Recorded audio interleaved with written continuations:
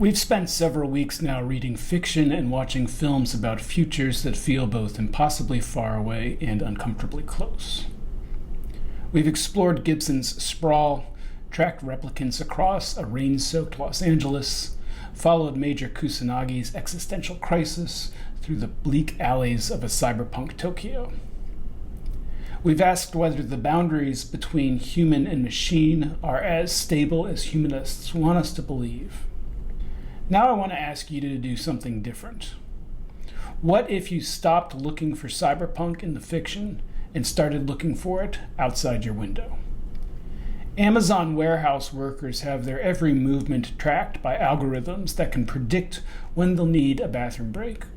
In Shenzhen, an electronics market the size of a small city sells components that are simultaneously legal, illegal, and legally ambiguous. The gray market infrastructure of the devices in your pockets. Neuralink is implanting chips in human skulls and calling it a clinical trial. Content moderation workers in Kenya and the Philippines spend their days reviewing the most horrifying material the internet produces so that AI systems, which could not handle it, can learn to flag it. They are paid a few dollars an hour. This is the world we're already living in. It is high-tech, it is low-life, it is cyberpunk. Your research project is an invitation to become an expert on one piece of it. The research project asks you to do three things simultaneously, and they are not separate tasks. They are layers of the same analysis. First, you're becoming an expert on something real. You are going to understand a specific technology or system well enough to explain it clearly to someone who has never heard of it. That means understanding how it works, who built it, who funds it, what it's supposed to do, and what it actually does. Second, you're applying the conceptual tools we've been building all semester. This is where the real intellectual work happens.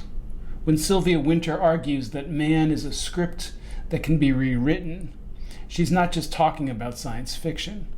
She's talking about the code that runs inside a facial recognition system. She's talking about whose faces were included in the training data and whose were not. Your job is to take the theory off the page and use it to cut into something real. Third, you're asking the equity question.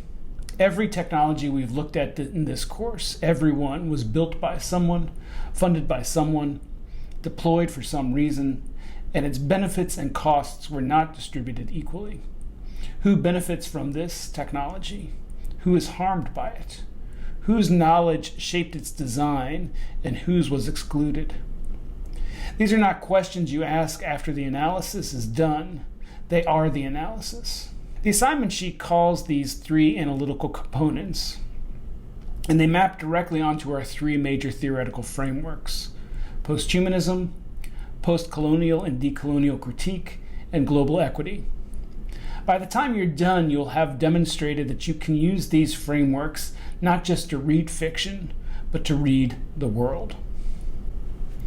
The topic list is organized into 7 categories, and I want to say something about each of them that the list itself can't quite capture. Spaces and systems. These are topics for students who are drawn to the material conditions of the digital world. The physical infrastructure, the labor, the places where the virtual becomes very, very physical.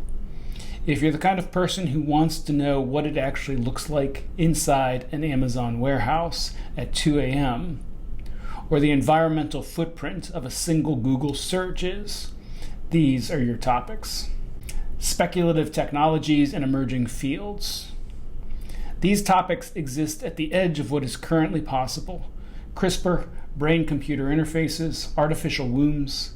These are technologies that are real enough to have peer-reviewed literature and active ethical debates, but not so established that all the important questions have been answered. If you're comfortable sitting with uncertainty and want to engage with cutting-edge science, these topics will reward you. Digital identity and consciousness. These topics connect most directly to the philosophical questions at the heart of the course.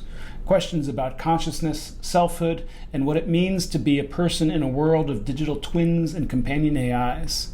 If you find yourself most engaged when we're asking what makes someone real or what does it mean to own an identity, look here. Labor and economic futures. This category connects post-humanism to political economy in ways that go directly to the cyberpunk concern with who survives in a world of high-tech inequality. Ghost work, gig platforms, the attention economy. These are systems where real human beings are being integrated into technological processes in ways that echo the corporate exploitation of cyberpunk fiction, but with the serial numbers very much intact. Environmental tech and climate futures. This is a category for students who want to connect the post-human conversation to the most urgent material crisis of our time. Geoengineering raises profound questions about who has the right to intervene in planetary systems. De-extinction asks what natural even means when humans are directing evolution. These topics require you to think at a truly global scale about who decides what the future looks like. Resistance technologies and counter movements. This category is a deliberate counterweight to the others. Cyberpunk, as we've noted, has a tendency to aesthetize the dystopia it critiques, to make the neon look so good that we forget to be angry. The resistance technologies category asks, what are people actually doing to push back? Encryption, open source movements, mesh networks, the right to repair movement. These are places where the cyberpunk ethos of street-level resistance to corporate control is being enacted in real time. Cultural production and AI. If you want to engage with questions of creativity, authorship, and what happens to culture when machines can produce it, this is your category. AI art generators, deep fakes, virtual influencers, algorithmic music. These topics put post-human questions about consciousness and creativity directly in contact with the labor and equity questions about who benefits from the automation of creative work and who is harmed by it. A critical note on topic selection. Please do some preliminary research before you commit to your top 3. You are responsible for ensuring there is adequate scholarly and technical material to support a 10 to 15 minute analytical presentation. Some topics have enormous amounts of source materials. Others require more creative searching. Also remember, topics are assigned on a first posted, first assigned basis. Your deadline to post your top 3 choices is Tuesday, February 24th. You have 2 format options, a podcast episode or a video essay. I want to say something honestly about what each one actually requires because the choice matters. The podcast is a purely audio experience, which means you have fewer tools to work with, but the tools you have are powerful. Voice, pacing, sound design, the texture of an interview or a dialogue, these can be extraordinarily compelling. The best podcasts make you forget you're listening to someone talk because the storytelling is so good. If you're someone who communicates naturally through speech, who can modulate tone and create intimacy through audio, a podcast may be your strongest choice. Be aware that audio-only work is actually harder to pace well than it seems because you have no visuals to carry the audience through complex ideas. The video essay gives you more tools, images, text, overlays, graphics, footage, the rhythm of cuts and transitions. The best video essays use the visual layer not just to illustrate what the narration is saying, but to extend it, complicate it, even contradict it in productive ways. Think about how a well-placed image can say something in 2 seconds that would take a paragraph to write. The challenge is that more tools mean more decisions, and making all those decisions well requires planning. Regardless of format, the intellectual work is identical. Both require a full script. Both require proper sourcing. Both will be published on the course website. The question is simply, in which medium can you do your best work? I want to take a moment to describe what the best work in this assignment looks like because exemplary is not the same as polished. You can have excellent production quality and still produce analysis that is thin. Conversely, a rough audio recording with genuine intellectual depth will always be more valuable than a beautifully edited video that stays on the surface of its topic. Exemplary research goes beyond Wikipedia. It means reading the actual scholarship, peer-reviewed articles, technical literature from the field, critical voices that have written thoughtfully about the social implications of the technology. It means finding sources from perspectives that are not just American or Western European. It means noticing what the promotional materials say about a technology and then looking for what critics, labor organizers, ethicists, or affected communities say instead. Exemplary theoretical analysis is nuanced. It doesn't just name drop Braidati or Winter. It uses their frameworks as actual analytical tools. If you say a technology, quote, blurs the line between human and machine, that's a starting observation. An exemplary analysis then asks, what does that blurring mean for how we define the human? Whose definition of the human is being challenged or reinforced? What script is running and who wrote it? What new forms of subjectivity does this technology create? And are they liberatory or constrictive? Exemplary equity analysis is specific. It names actual communities, actual geographies, actual power structures. It does not say, quote, some people benefit and others don't. It says who benefits, who doesn't, why that disparity exists, and whose knowledge was centered or excluded in the design of the technology. This is where Magnolo's concept of the logic of coloniality becomes useful. You are looking for the assumptions about whose knowledge counts that are baked into the technology itself. Exemplary creative work uses its medium. If you're making a podcast, the audio elements should be doing analytical work, not just filling silence. If you're making a video essay, the visual layer should extend the argument, not just decorate it. The best creative choices are the ones that make a listener or a viewer understand something they couldn't have understood from the words alone. And finally, exemplary work takes a position. You are not a neutral observer cataloging information. By the end of your presentation, your audience should know what you think about this technology, what concerns you, what possibilities you see, what you think you should do differently. That does not mean you ignore complexity or suppress legitimate uncertainty. It means you have thought deeply enough to have something to say. The assignment sheet provides a week-by-week timeline, and I designed it deliberately. The single biggest predictor of project quality in a project like this is whether the work is distributed across the full timeline or compressed into the final 2 weeks. The first 2 weeks are about reading and annotating, not skimming, reading. You're trying to understand your topic at a level of depth that will allow you to explain it clearly and analyze it rigorously. This takes time. Weeks 3 and 4 are about structure and scripting. The outline is not a formality. It's where you figure out your argument. A good outline forces you to decide what you actually think before you start talking. The script is where you discover whether your argument holds together when you have to say it out loud in a coherent sequence. The recording and editing weeks 7 and 8, are where students consistently underestimate the time required. Good audio takes multiple takes. Good editing takes longer than you think. Give yourself time for technical problems because they will happen. Spring break falls in week 6, and while there is no required work that week, it is an excellent opportunity to begin recording if you're ahead of schedule or to catch up if you've fallen behind. The final deadline is Saturday, April 18th.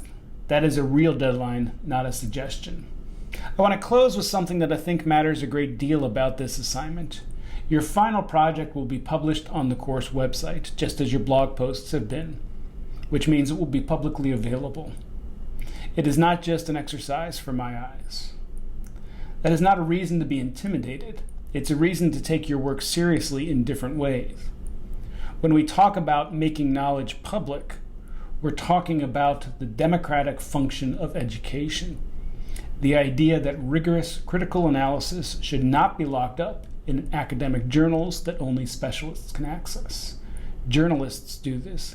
Documentary filmmakers do this. Podcasters do this. Now you're going to do this. The technologies on this list are shaping the world your generation will inherit and, in many cases, is already navigating. The questions you're being asked to answer, who built this, who benefits, what does it mean for what it means to be human, are not abstract academic exercises. They are the questions that should be driving public debate, and they are often not. This is your opportunity to contribute something to that conversation. Make it something worth contributing. Before you start pulling images, music, and video clips for your project, we need to talk about something that trips up a lot of people. What you are and are not allowed to use, and how you use it correctly when you can. If you have not already watched the Intellectual Property and Creative Commons videos in the Course Resources module, please do that before you begin gathering media. The starting point, copyright, is the default. Here is the single most important thing to understand about copyright. It is automatic. The moment someone creates an original work, a photograph, a song, a video clip, a piece of writing, that work is protected by copyright. They do not have to register it. They do not have to put a C symbol on it. The protection exists from the moment of creation. What this means practically, if you find an image on Google, a song on Spotify, a video clip on YouTube, you should assume it is copyrighted unless you have specific reason to believe otherwise. I found it on the internet is not a license to use it. Fair use, a limited context-dependent exception. Fair use is a legal doctrine that allows limited use of copyrighted material without permission under specific circumstances. It is not a blanket exemption for students or educators, and it is not a simple checklist. Fair use is determined case by case, weighing 4 factors: the purpose and character of the use, the nature of the copyrighted work, the amount of the work used, and the effect on the market for the original. In the context of this project, fair use may support the use of brief clips or excerpts when you are directly analyzing or commenting on them. For example, quoting a few seconds of a tech company's promotional video in order to critique its claims about a technology. It is far less likely to support using a full song as background music, reproducing a photographer's image simply because it illustrates your point, or including extended footage because it looks good. The key question is always, is this use transformative? Are you adding new meaning, critique, or commentary, or are you just borrowing someone else's work because it is convenient? When in doubt, do not use it, or replace it with something you know you can use. Creative Commons, your best friend for this project. Creative Commons licenses are the most practical tool you have for this project. A Creative Commons license is a standardized permission that a copyright holder attaches to their work, specifying in advance exactly how others may use it. Instead of all rights reserved, a Copyright Commons license says, here are the conditions under which you may use this work freely. For finding Creative Commons licensed material, your most reliable sources are search.creativecommons.org for images and media generally, Wikimedia Commons for images and video, the Free Music Archive and CC Mixter for music, and YouTube's audio library for royalty-free music and sound effects. You can also filter Google Images and Flickr searches by license type. The attribution list, what you owe every creator you borrow from. In addition to your references list of scholarly sources, your show notes or video description must include a separate media attribution list that accounts for every piece of borrowed material in your project. Images, footage, music, sound effects, and any other media you did not create yourself. Think of it as a credits at the end of the film, a record of every creative contribution that made your work possible. A complete attribution entry includes the following: the title of the work, or a description if it's untitled, the creator's name or username if that's how they're credited, the source, the URL or platform, the license under which you're using it. For example, CC BY 4.0, fair use, public domain, etc. Any modifications you made to the original. This is not bureaucratic busywork. Proper attribution is how you demonstrate that you understand the ethical dimensions of working with other people's creative labor, which, given that several of our topics involve exactly that question as it relates to AI, is something you should take seriously. Before Tuesday, February 24th, you should browse the full topic list and identify technologies or systems that genuinely interest you. Do enough preliminary research on your top 3 to confirm that adequate scholarly and technical source material exists. Post your top 3 choices in order of preference to your weekly warm-up. Claim your research topic discussion on Brightspace. Wait for my response confirming your assigned topic before beginning substantive research. The assignment sheet is available on Brightspace with full details on all submission requirements, the recommended structure, and AI use policies. Please read it carefully. If you have questions, you know where to find me.